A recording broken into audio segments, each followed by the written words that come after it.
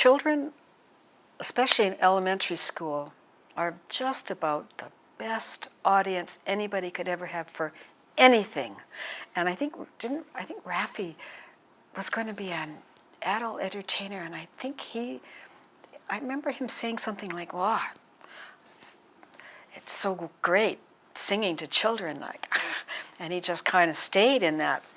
They are so willing, at least that's my feeling, even ones that their teachers might say, "Oh, they're real trouble in the classroom," sort of thing. You tell them a story or play them some music, you can just physically see it's almost like a trance.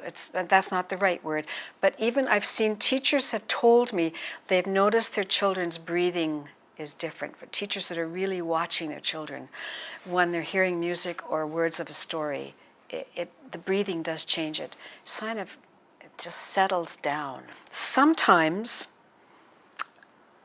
if the school will let me, sometimes I've actually brought a candle, and when I couldn't, I would bring a rain stick, because I would either light the candle or I would turn the rain stick, because I wanted the children to go, aha, something different's going to happen.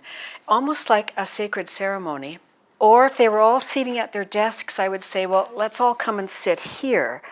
The worst times, if it was in a classroom where the desks were bolted down and you had to just deal with it, then I would turn the lights down or I'd close the blinds, because I wanted them to know something different was going to happen that was going to be good. And so often in school, that doesn't happen for children.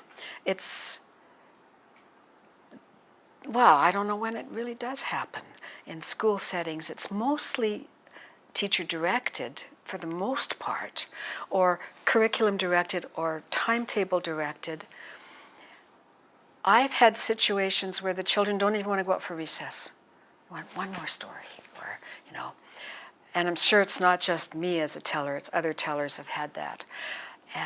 When are you going to tell us that again? Or so they don't want to leave that space. But sometimes the first story, just the words you say, or sometimes I'll have a little song, or maybe if it's a small enough group, I might ask everybody their name. But yes, I want them to know it's a different space we're creating right now. There is a hunger for, I don't know whether you would call it ritual or special spaces. Often I might say to a group of children, on your birthday, or did your family ever, what do you do if you're having a special dinner? And some children, of course, will say, well, we have candles or tablecloths or special. But more and more I find lots of children don't have an answer for that. They're not sure what I mean even they don't have an experience of something special. I can't really comment on why that is.